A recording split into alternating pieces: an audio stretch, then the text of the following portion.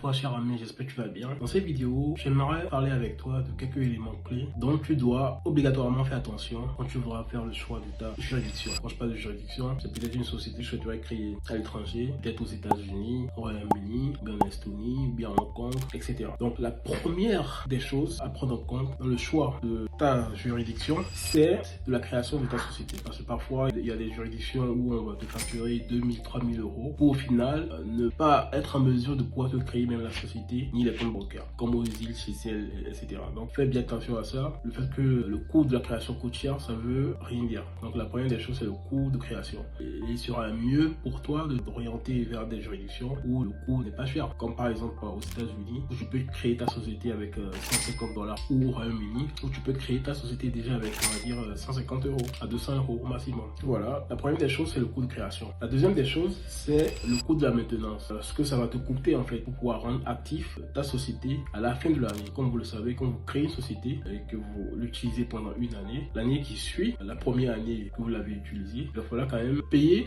les frais de maintenance pour rendre actif votre société pour l'année d'après. Et faire aussi les démarches en ce qui concerne la comptabilité, etc. Si c'est obligatoire. Par exemple, au UK, il faut tenir une comptabilité, alors qu'en fonction de l'état que vous allez choisir aux USA, ça n'est pas une obligation. C'est très important de faire attention au coût de création, au coût de la maintenance. Il faut aussi savoir aussi s'il y a d'audit ou il y a des comptabilités à tenir ou pas. C'est important aussi de savoir si le pays dans lequel vous souhaiterez créer votre société fait partie des pays signataires CRS, ces pays qui ont mis en place l'échange automatique des informations bancaires de leurs résidents vers le pays de résidence. Donc, s'il arrivait par exemple que vous êtes un citoyen européen et vous détenez une société par exemple au Royaume-Uni, sachez que le Royaume-Uni fait partie des pays signataires CRS et par conséquent ils vont divulguer en fait ces informations bancaires. Donc c'est important de le savoir. Quand on prend par exemple les États-Unis ne font pas partie de cette norme CRS. Donc c'est-à-dire que quand vous avez une société aux USA, l'échange automatique de vos informations bancaires vers votre pays de résidence, ce n'est pas effectif. C'est pas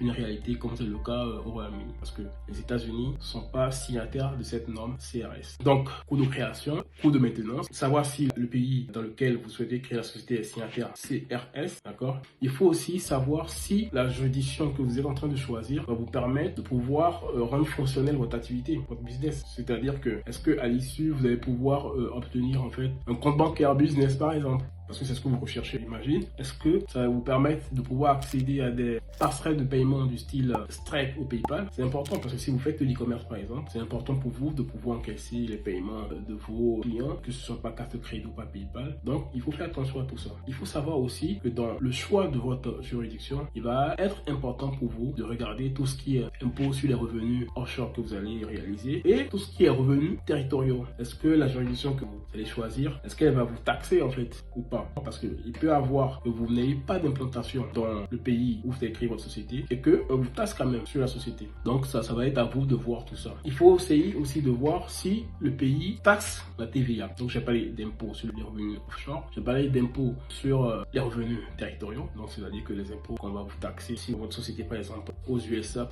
au Royaume-Uni, en sachant qu'aux USA, si vous n'avez pas d'implantation, c'est 0%. Donc c'est important de savoir ça, de regarder tous ces aspects-là et de regarder également aussi la TVA. Est-ce que le pays dans lequel vous avez votre juridiction taxe la TVA? Voilà ce dont j'aimerais parler avec vous. Je ne sais pas si ça vous a plu. Si c'est le cas, n'hésitez pas à liker la vidéo, de la partager et si possible, partager dans les commentaires des idées que vous en avez qui peuvent aider la communauté. Ça me fera beaucoup plaisir. Je vous remercie beaucoup en tout cas d'avoir regardé la vidéo et on se dit à la prochaine.